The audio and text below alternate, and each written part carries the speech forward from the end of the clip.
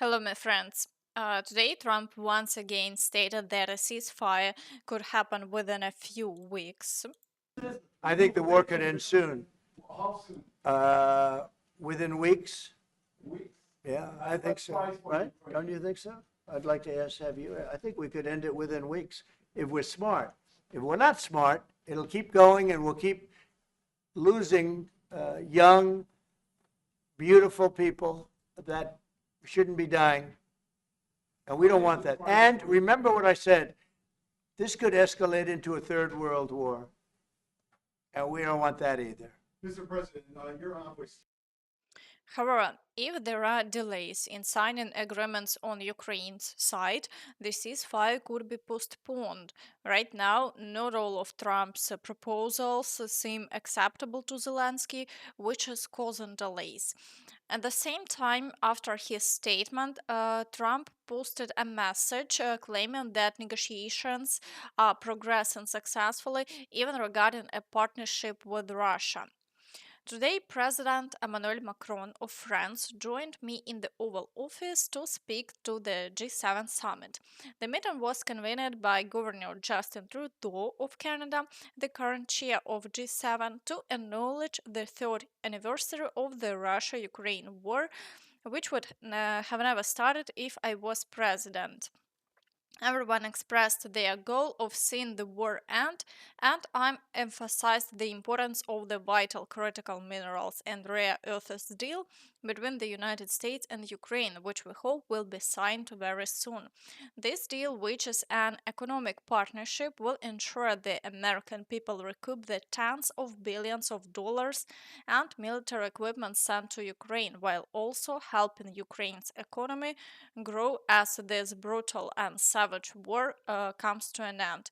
At the same time, I am in serious discussions with President Vladimir Putin of Russia concerning the ending of the war and also major economic development transactions which will take place between the United States and Russia. Talks are proceeding very well. Today, Putin also made statements regarding negotiations on Ukraine. But I want to emphasize that we respect the position of our BRICS friends who have created a group of peace supporters. Just today, I spoke with the chairman of the People's Republic of China, and we also discussed this. He informed me that the peace group will soon meet again in New York to discuss these issues. We not only welcome this, but we are also grateful to all our partners who raise these questions and strive for peace. As we can see, everyone is trying to negotiate and work towards something except Ukraine. Our country is not participating in any of this. The war just continues for us. Additionally, Putin responded positively to Trump's proposal to cut military spending. I cannot comment on how the People's Republic of China will react to this. There have been various approaches from the American side regarding strategic offensive weapons and other very serious issues. So this is a matter for China, but we could reach an agreement with the United States. We are not against it. I think the idea is a good one. The United States could reduce its military spending by 50%, and we would reduce ours by 50%. And then, if the People's Republic of China wishes, it could join later. Trump also held a meeting with Macron, during which he stated that a meeting with Zelensky could take place this or next week, where a deal on critical minerals would be signed. What? I will be meeting with President Zelensky. In fact, he may come in this week or next week to sign the agreement, and which would be nice. I'd love to meet him.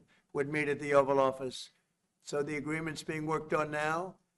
They're very close to a final deal. It'll be a deal with rare earths and various other things, and he would like to come, as I understand it, here to sign it, and that would be great with me. I think they then have to get it approved by their council or whoever might approve it, but I'm sure that will happen. This means that in the near future, more detailed negotiations on Ukraine may begin. Trump also stated that he is helping Ukraine in ways that no one ever has before. We're helping Ukraine like nobody's ever helped Ukraine before. And I can say this, if I didn't become president, Ukraine would right now still be at a level where there would be no even thinking about a peace.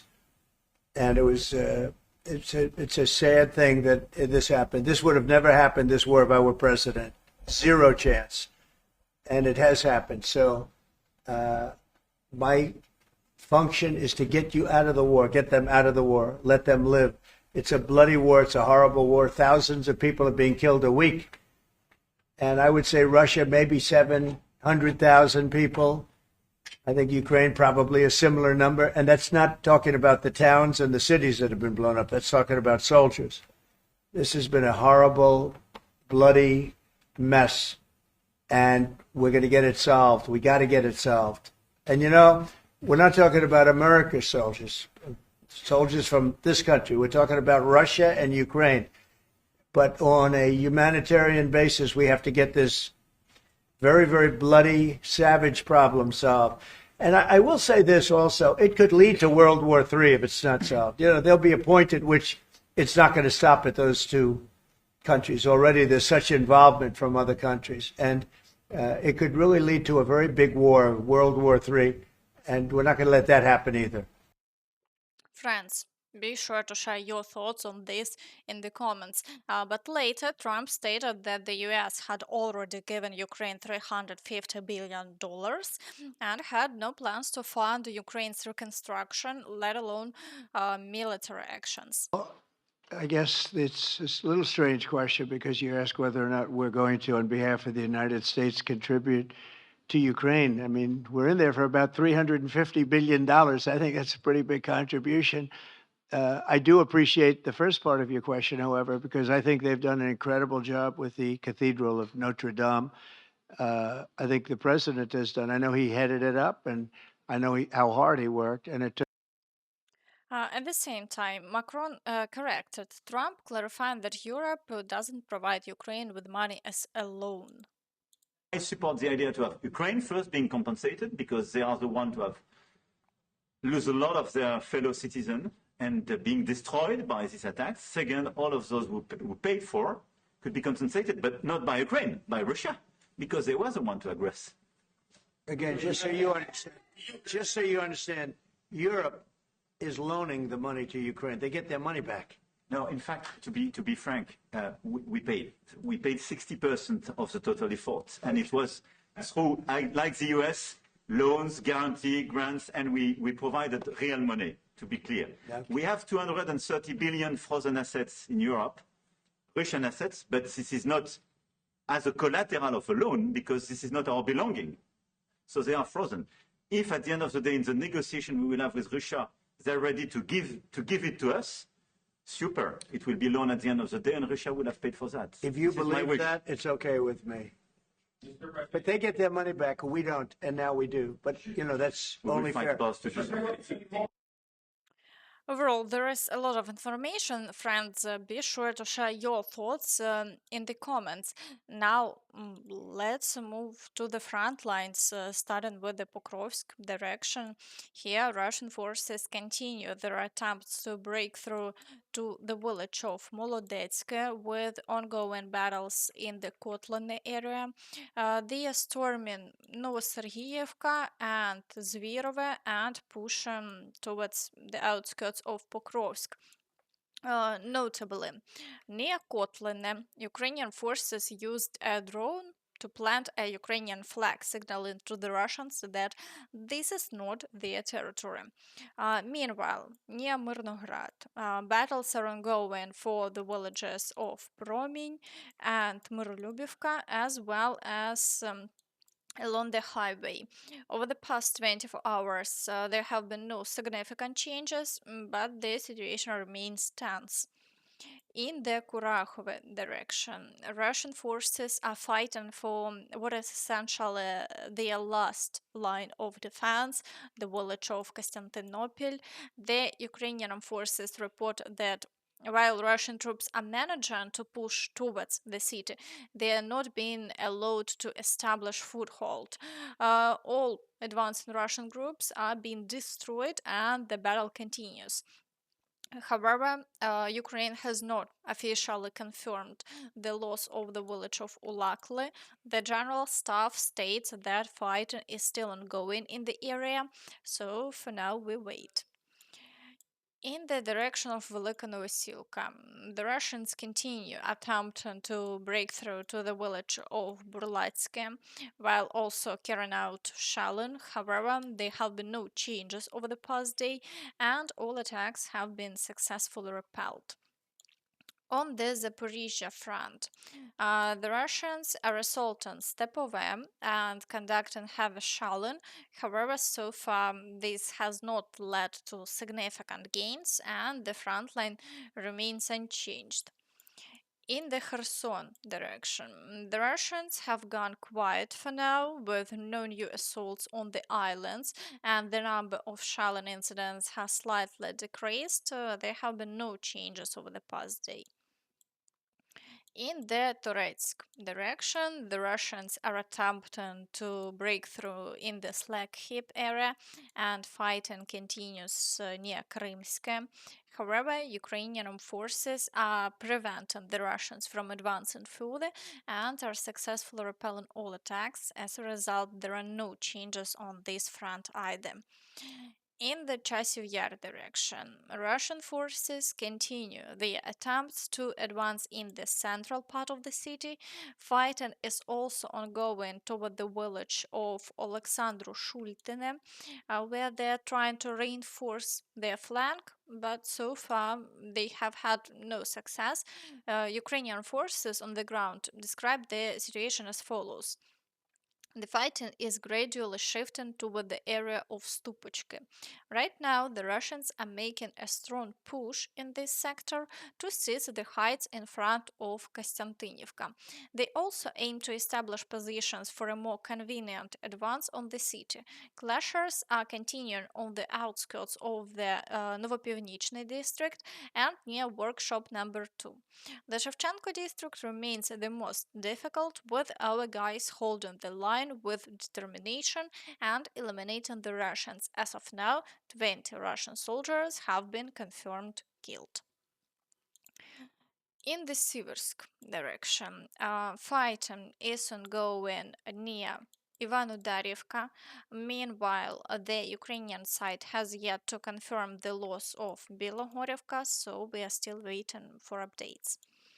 In the Liman direction, the Russians maintain high activity and are storming Novolyubivka, pushing toward the village of Lipove and attacking Zelena Dolina, Yampolivka, and Zarichne. However, despite the efforts, they have not made any significant progress over the past 24 hours. Ukrainian forces continue to repel all attacks. In the Borova area, the Russians are storming Bohuslavka, pushing toward Novoplatonivka and Sheikivka, while to the south, fighting continues over Novoyegorivka and they are attempting to break through to Chernyshina. However, despite their increased activity, the Russians have not made any major advances and Ukrainian forces continue to repel all attacks. In the Kupiansk direction, the Russians are storming Petropavlivka, but aside from that, there is no other activity and the front line remains unchanged. In the Dvorichna area, fighting for the village of Zapadne has been ongoing for the third day, but there have been no changes along the front line. We're waiting to see how events will unfold.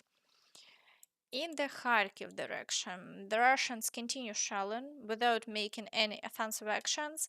As before, fighting is concentrated around Vovchansk, but the Russians continue to suffer increased losses without achieving any success. In the Kursk direction, the Russian counteroffensive has failed. They are still unable to advance despite conducting up to 20 assaults daily. Once again, there have been no changes over the past day. Meanwhile, Putin is pleased that the US supports Russia and even offers them Russian resources. By the way, we would be ready to offer our American partners as well. When I say partners, I mean not only administrative government structures, but also companies, if they show interest in joint work. We certainly have, I want to emphasize this, an order of magnitude more resources of this kind than Ukraine, and we would gladly work together with any foreign partners, including American ones. And by the way, regarding new territories, the same applies. We are ready to involve foreign partners in our so-called new historical territories, which we have returned to the Russian Federation. There is also a certain reserve there, and we are ready to work with our partners, including American ones. Overall, the circus continues. Putin also stated that Zelensky is hindering the end of the war today. The current head of the regime is standing in the way of achieving this goal. That's why, in my opinion, the position of the US president is not related to our interests.